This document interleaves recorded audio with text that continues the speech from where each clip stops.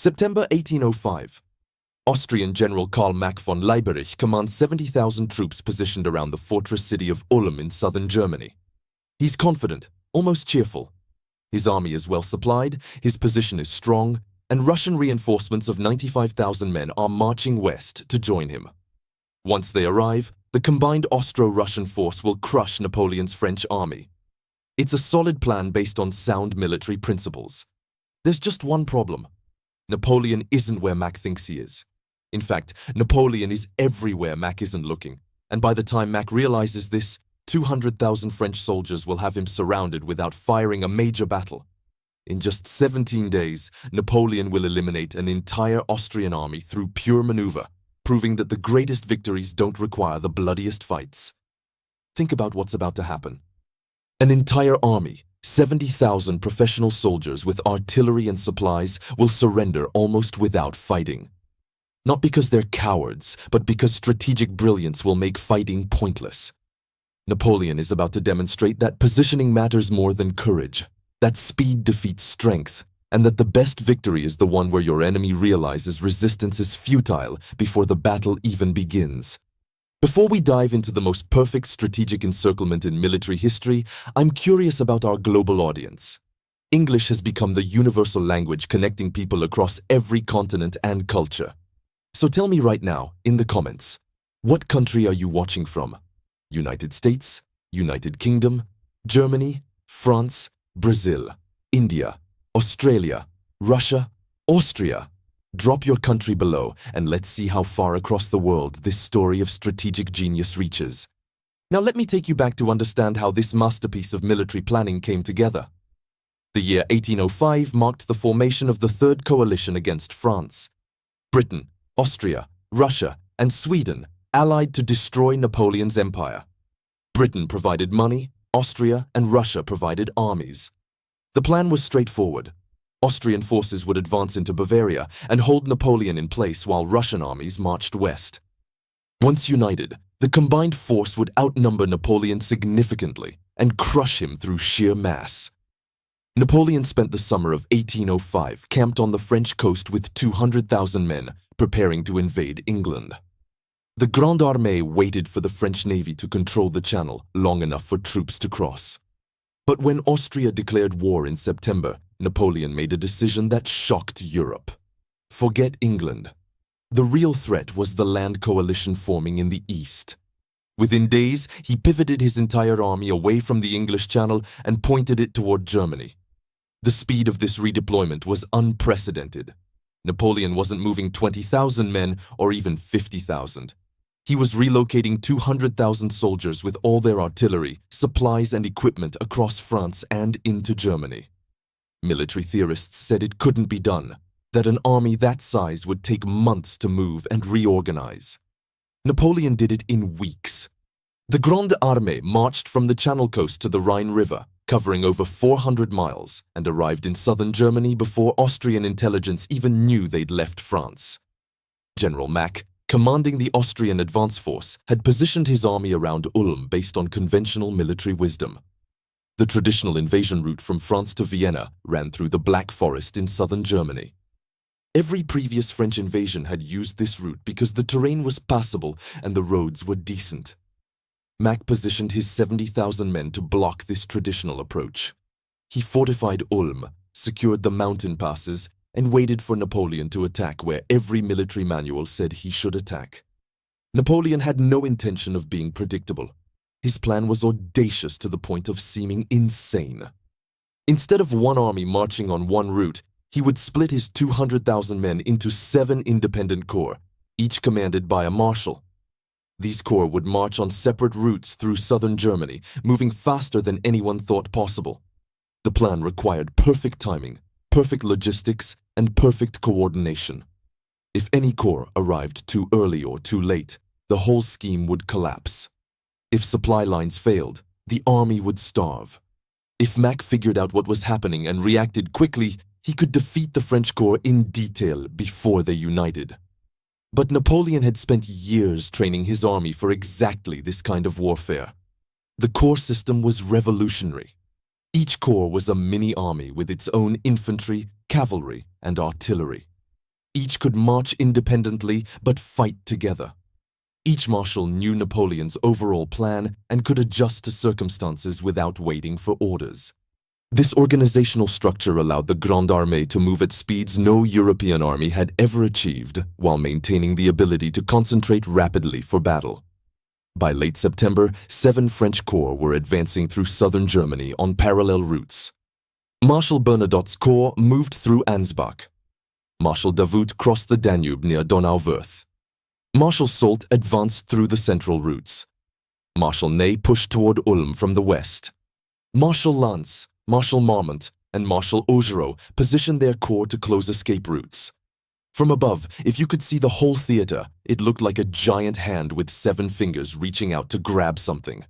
That something was Mack's army. Mack's first indication that something was wrong came when his cavalry scouts started reporting French forces in impossible locations.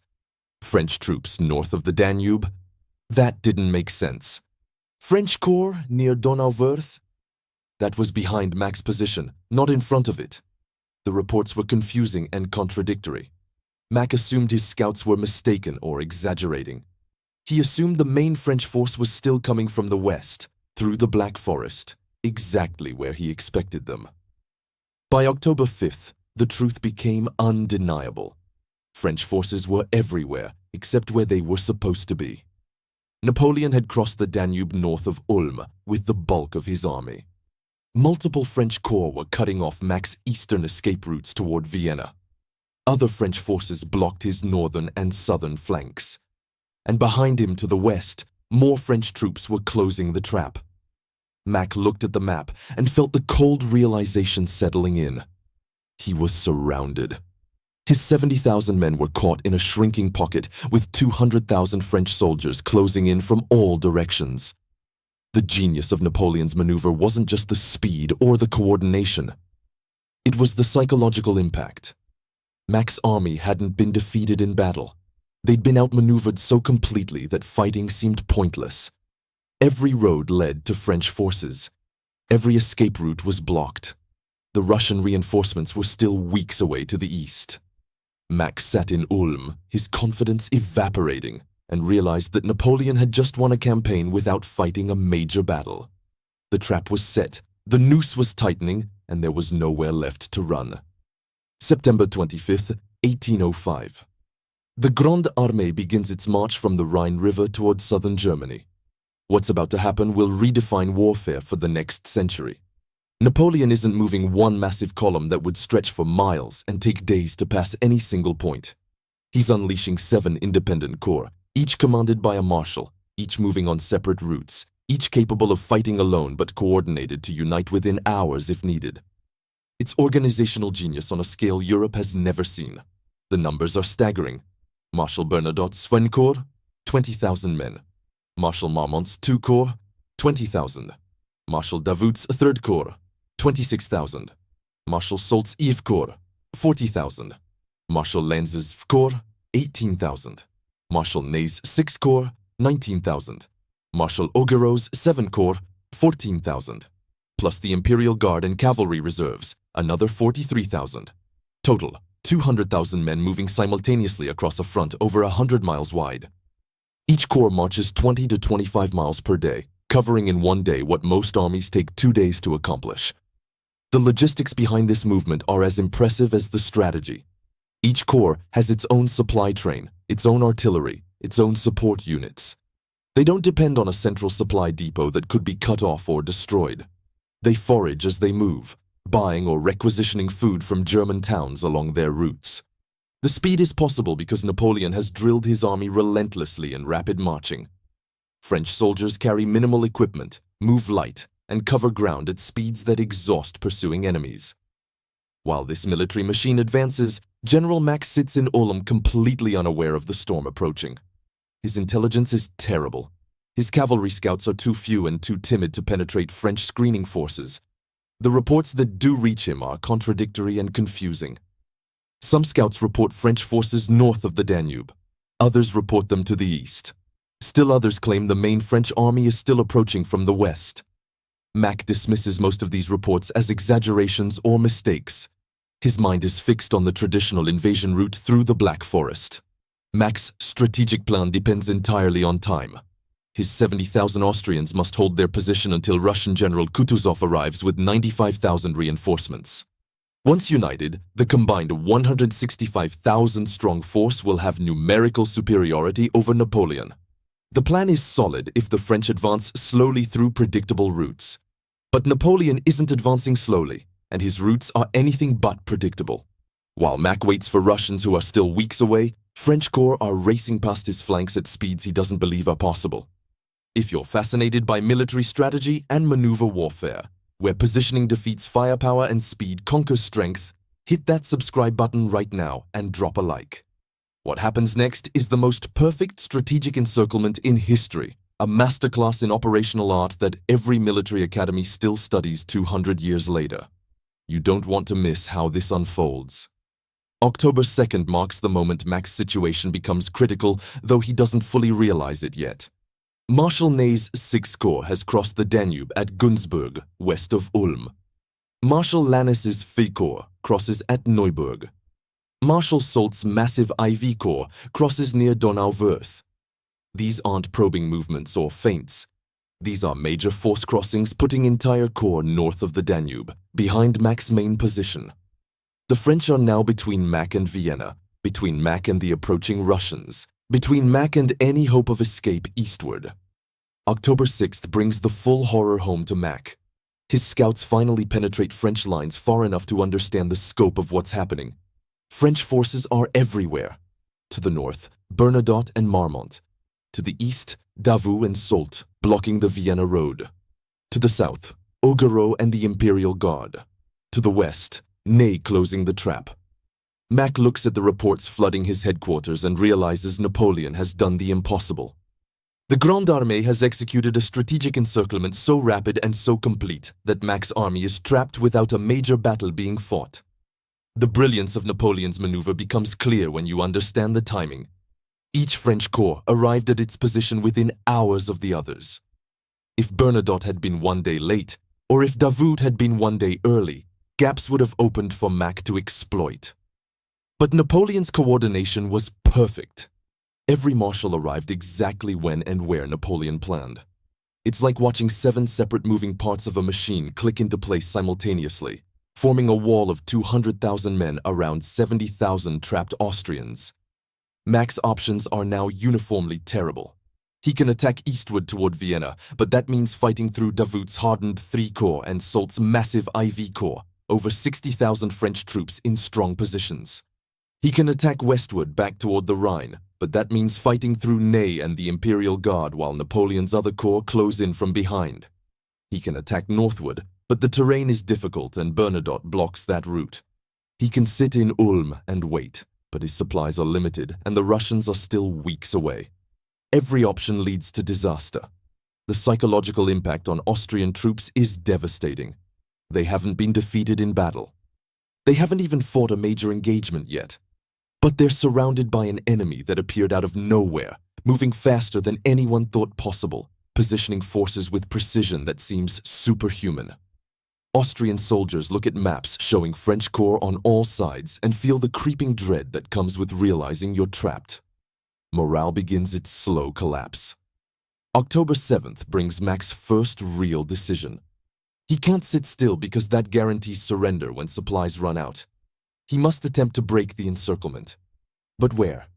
And with what forces? And toward what objective? These questions paralyze Austrian command. Every direction has French corps blocking it. Every breakout route means fighting through prepared enemy positions. The Grande Armée has not just surrounded Mack physically, it has paralyzed him strategically. The trap isn't just physical, it's psychological. And the noose is about to get tighter. October 7th, 1805. General Mack sits in Ulm surrounded by 70,000 increasingly desperate men and realizes he must act or watch his army disintegrate without fighting. Sitting still means slow starvation and eventual surrender. He must break out, but every direction is blocked by French corps.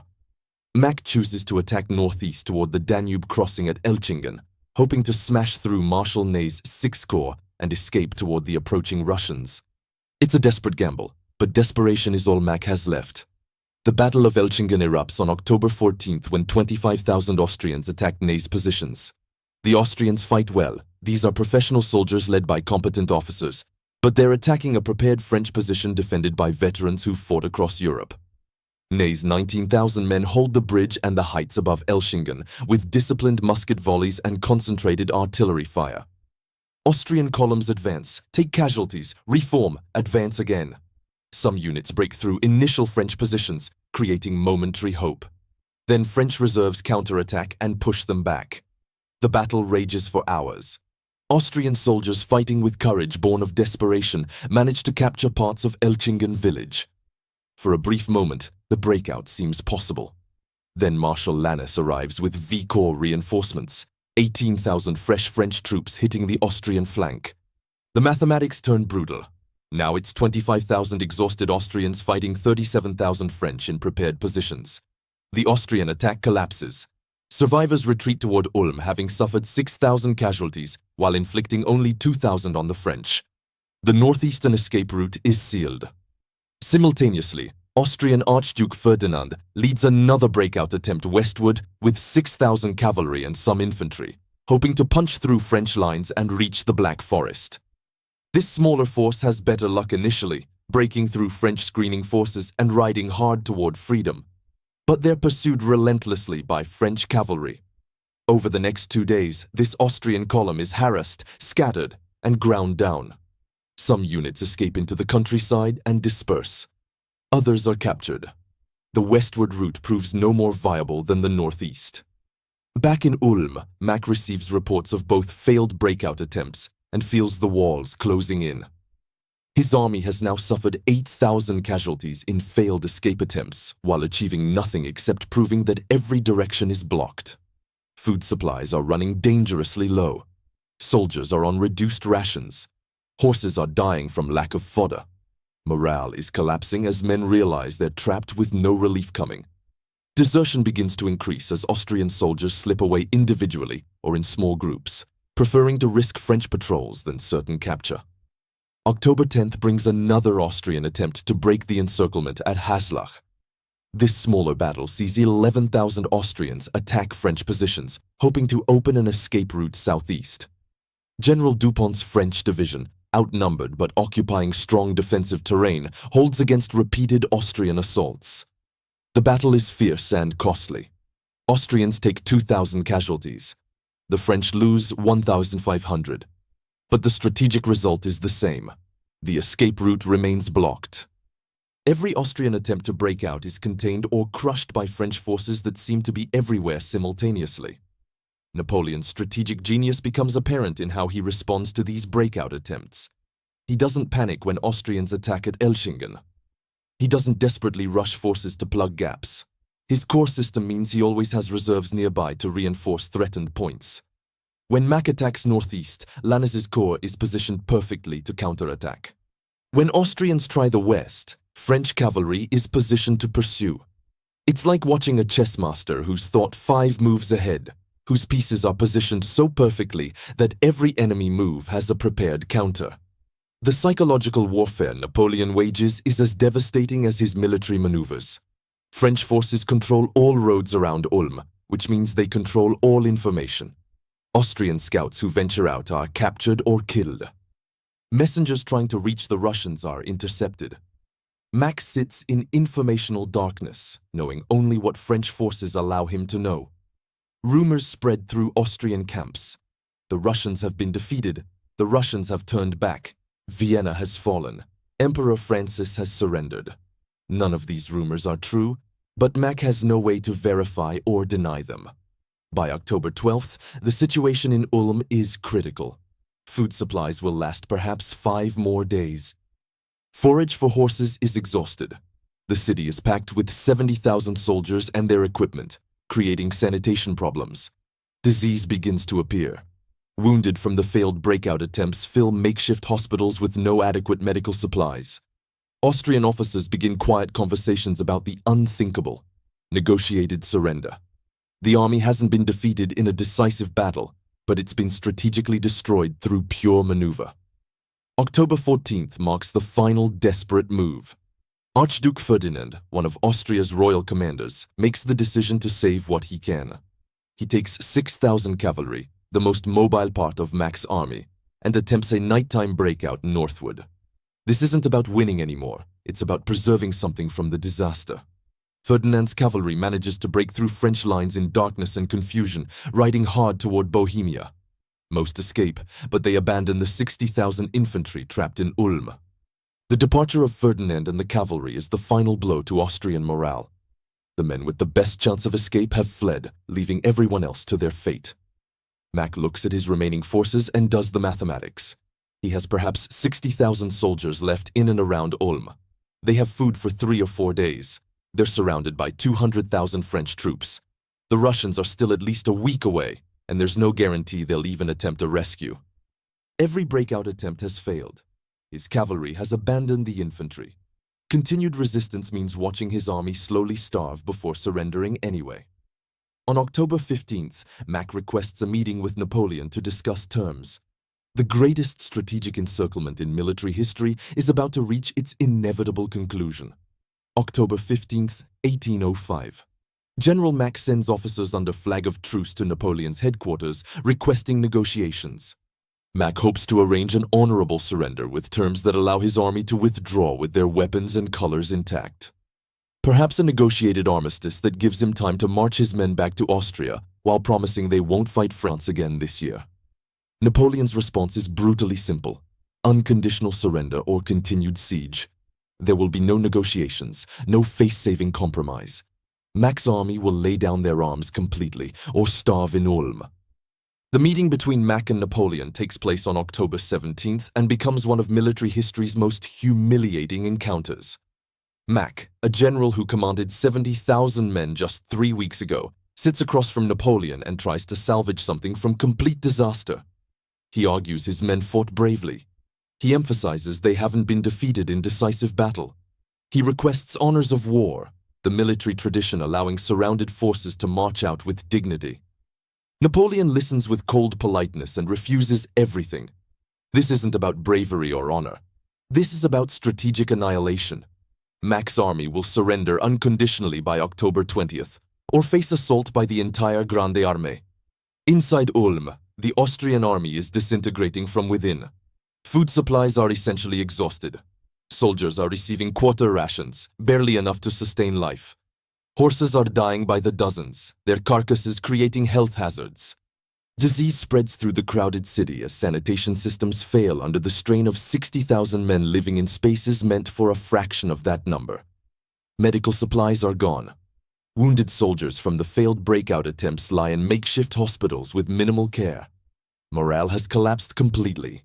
Men who were professional soldiers 3 weeks ago now sit in despair, knowing surrender is inevitable. October 18th brings an unprecedented event in military history. Mack calls together his senior officers for a council of war. The question before them isn't whether to surrender, it's whether to accept Napoleon's humiliating terms or attempt one final suicidal breakout that will at least end with fighting rather than capitulation. Austrian officers debate for hours. Some argue for the breakout, preferring death in battle to the shame of surrender. Others argue that getting their men killed for symbolic honor is wasteful and cruel. The vote, when it comes, favors surrender. The officer corps has collectively decided that preserving their soldiers' lives matters more than maintaining military pride. Napoleon's positioning during these final days reveals his strategic mastery. He doesn't need to assault Ulm, which would cost thousands of French casualties. He simply maintains the encirclement and waits. Every road remains blocked by French corps. Every escape route is covered. The Grande Armée sits in prepared positions around Ulm, close enough to attack within hours if needed, but far enough back to avoid unnecessary casualties. It's warfare at its most efficient, achieving total victory through positioning rather than fighting, destroying an enemy through strategy rather than bloodshed. October 20th, 1805 becomes the day of ultimate humiliation for Austria. At noon, the gates of Ulm open and Austrian soldiers begin marching out in formation. They're required to lay down their arms in front of French forces. Muskets are stacked, artillery pieces are abandoned, regimental colors are surrendered. 27,000 Austrian soldiers march out and become prisoners of war. They haven't been defeated in epic battle like the armies at Austerlitz or Jena. They've been strategically eliminated, outmaneuvered so completely that fighting became pointless. The mathematics of Ulm are staggering and reveal Napoleon's genius. Total Austrian forces eliminated, approximately 70,000 men. Captured at Ulm, 27,000. Killed or wounded in breakout attempts, 10,000. Deserted or dispersed during the siege, 20,000. Escaped with Ferdinand's cavalry, 6,000. Captured in pursuit operations, 7,000. French casualties for the entire campaign, approximately 2,000. Almost all suffered in the blocking battles at Elchingen and Haslach. The ratio is devastating. 35 Austrians eliminated for every French casualty. No battle in the Napoleonic Wars will ever achieve such lopsided results. The surrender ceremony itself is orchestrated for maximum propaganda value. Napoleon positions his Imperial Guard in parade formation. The Austrian soldiers march between lines of French troops, laying down their weapons under the eyes of the victors. It's designed to be humiliating, to demonstrate that Austria's professional army has been defeated without Napoleon even needing to fight a major battle. Mack personally surrenders his sword to Napoleon, a symbolic gesture that European newspapers will report across the continent within days. The strategic implications ripple outward immediately. Austria has just lost its primary field army in 17 days without Napoleon fighting a decisive battle. The Russian forces under Kutuzov, which were supposed to unite with Mack's army, now face 200,000 French troops alone. Kutuzov receives news of Ulm's surrender and immediately orders his 95,000 men to begin retreating eastward. There's no point in advancing to rescue an army that no longer exists.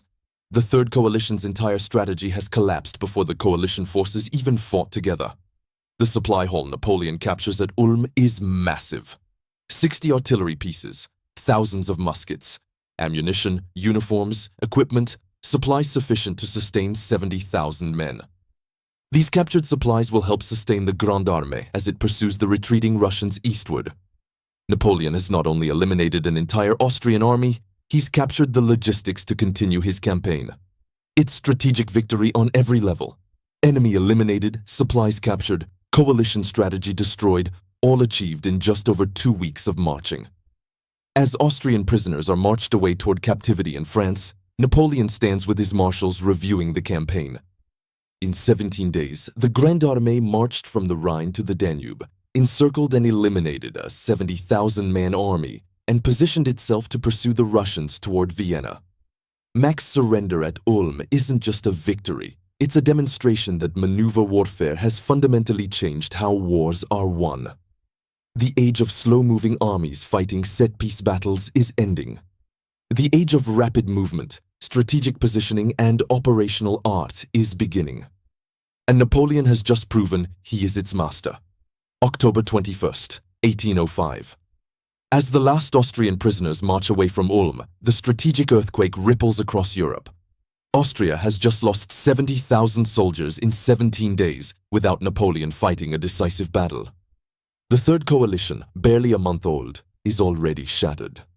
The campaign that was supposed to destroy Napoleon has instead demonstrated that he's revolutionized warfare itself.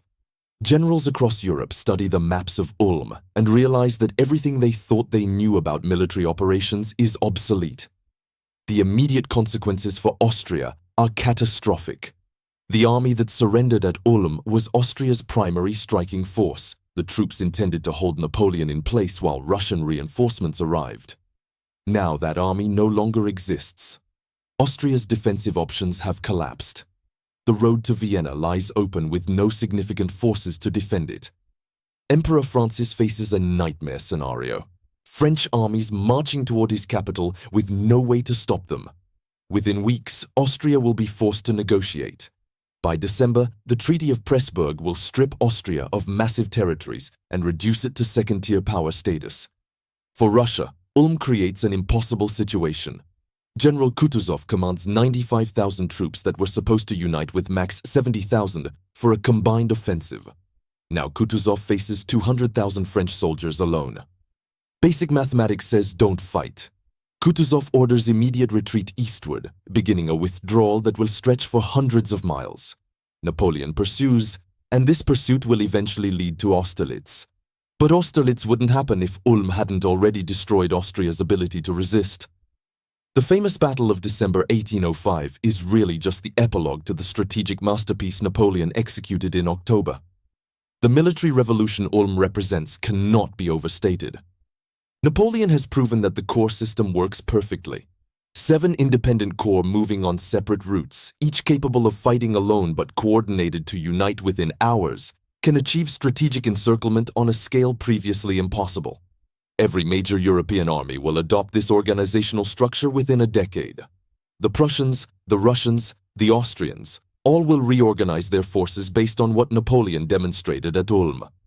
If you want more campaigns where strategic genius crushed superior numbers through maneuver rather than firepower, where positioning defeated strength, subscribe right now and smash that bell icon. We're covering military history's greatest minds, the commanders who understood that winning battles is good, but winning campaigns without fighting is better. You won't want to miss these masterclasses in operational art. The speed Napoleon achieved becomes the new standard for military operations. Before Ulm, armies moved 10 to 12 miles per day and considered that acceptable. Napoleon's corps regularly covered 20 to 25 miles per day for weeks. This speed, combined with the organizational flexibility of the corps system, means Napoleon can be everywhere his enemies aren't expecting. Future commanders will study Ulm not to copy Napoleon's specific moves, which were unique to the circumstances, but to understand the principles: speed, flexibility, decentralized command, synchronized operations. The logistics revolution is equally important. Napoleon demonstrated that armies don't need to crawl along tied to slow-moving supply depots. His corps foraged as they moved, requisitioned from local populations, and carried minimal supplies. This freed them to move faster and more flexibly. It's not total war yet. Napoleon still pays for most of what he takes. But it's a step toward the understanding that armies can sustain themselves through the territories they occupy. This principle will reach its terrible culmination in the world wars, but it begins at Ulm. Military academies worldwide study Ulm as the perfect example of operational art. West Point teaches it. Sandhurst teaches it. Every staff college examines how Napoleon coordinated 7 corps across a 100-mile front, timed their movements to achieve simultaneous encirclement, and positioned forces so that every enemy escape route was blocked. The campaign is broken down into phases: strategic deployment, operational maneuver, tactical containment, psychological collapse, strategic surrender. Each phase demonstrates principles that remain valid today. Modern parallels exist everywhere in 20th and 21st century warfare. German Blitzkrieg in 1940 traces its DNA directly to Napoleon's Ulm campaign. Rapid movement by mechanized forces, encirclement of enemy armies, forcing surrender through strategic positioning rather than grinding combat. These are all Napoleonic principles applied with tanks instead of infantry. The US invasion of Iraq in 2003, with multiple mechanized divisions advancing on separate routes and coordinating to encircle Baghdad, is Ulm with modern technology. The principles haven't changed, only the speeds and distances. The psychological impact of Ulm resonates through the remainder of the Napoleonic Wars.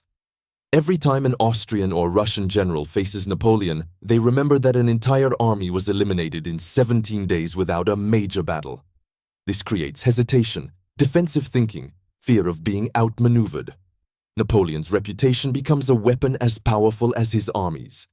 Opponents make defensive mistakes because they're terrified of being the next Mack, surrounded and forced to surrender without even the dignity of a fight. The lesson Ulm teaches transcends its specific circumstances. Defeat doesn't require battle when strategy removes all viable options. Mack's army wasn't destroyed by superior firepower or tactical brilliance on some bloody field. It was destroyed by being positioned where resistance was futile, where every option led to disaster, where surrender became the rational choice. This is warfare at its most efficient and most devastating. The final truth of Ulm is that Napoleon won the 1805 campaign before Austerlitz was ever fought. The famous battle on December 2nd that history remembers is really just cleaning up what Ulm already decided. Austria's primary army was eliminated in October. Their ability to resist was broken by strategic maneuver. Austerlitz was brilliant tactics, but Ulm was strategic genius. And strategic genius, the kind that wins wars before battles are fought, is the highest form of military art. In 17 days, Napoleon demonstrated that positioning defeats strength, that speed conquers numbers, and that the perfect victory is the one where your enemy realizes fighting is pointless. 200,000 French crushed 70,000 Austrians not through superior violence, but through superior thinking.